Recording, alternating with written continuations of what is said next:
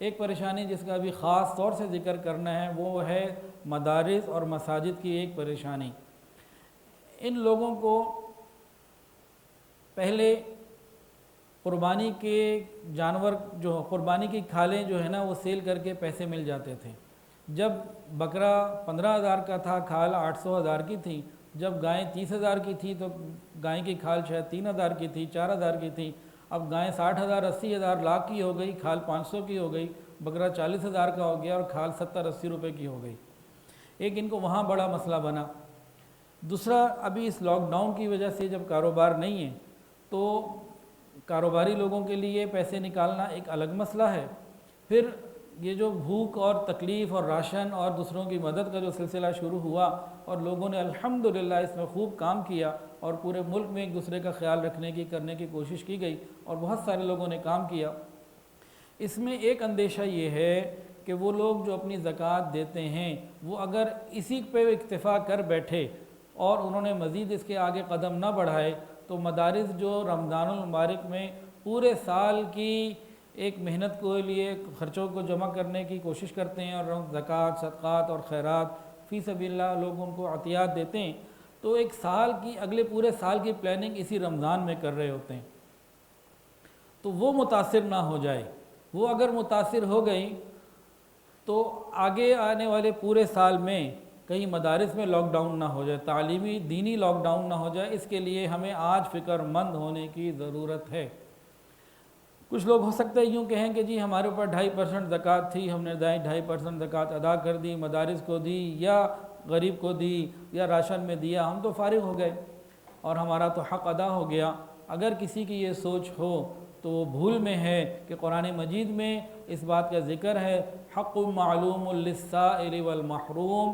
ان حالات میں جب کہ تنگی ہے، جو آدمی گزشتہ سال میں اگر 100 روپے دیتا تھا وہ 100 دے کر ہی فارغ ہو جائے گا، تو بعض حالات میں وہ فارغ نہیں ہوگا بلکہ پکڑ میں بھی آ سکتا ہے۔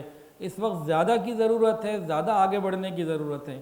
زکوٰۃ کا نصاب اللہ نے اتنا آسان بنایا، پورا سال آپ نے کتنا خرچ کیا کوئی حساب نہیں۔ جیسے موبائل کا آپ بل دیتے ہیں نا تو ہر لوڈ کے اوپر 25 یا پتہ نہیں کتنے پرسنٹ 30% آپ کو ٹیکس دینا پڑتا ہے۔ زکوٰۃ تو یہ ہے کہ پورا سال آپ جو مرضی کمائیں، جو مرضی خرچ کریں، آخر سال میں جو آپ کے پاس بچ گیا اس کا 2.5% دینا، یہ زکوٰۃ ہے۔ اتنا سا معاملہ ہے۔ لیکن اس وقت کے حالات ایسے ہیں، جیسے تبوک کے موقع پہ نبی علیہ السلام نے صحابہ کو متوجہ کیا اور حضرت صدیق اکبر رضی اللہ تعالیٰ عنہ نے تو اپنا سارا مال دے دیا، عمر فاروق رضی اللہ عنہ نے آدھا مال دے دیا، اور بھی صحابہ نے خوب ہمت کی۔ اس وقت پوری امت کو ضرورت ہے اور پاکستان کو ضرورت ہے، تو جن کے پاس وسائل ہیں وہ اس وقت صرف زکوٰۃ تک محدود نہ رہیں بلکہ اس مشکل وقت میں دوسروں کا خیال کریں۔ بھوکے کو روٹی مل گئی وہ کھانا کھا لے گا، لیکن اگر مدارس کو روٹی نہ ملی، مدارس کے لیے جو چیزیں ہم نے طے کی ہوتی ہیں وہ ہم نے نہ کی، آگے آنے والی مہنگائی اور آگے آنے والے سال میں تو خدا نہ خواستہ یہ مدارس کہیں بند نہ ہو جائیں۔ کافروں کی تو دلی تمنا ہے کہ یہ بند ہو جائیں، اگر ہم نے ان کی سپورٹ نہ کی تو ایسا نہ ہو کہ بالواسطہ یا بلا واسطہ ہم کافروں کی خواہش کو پورا کرنے والے بن رہے ہوں۔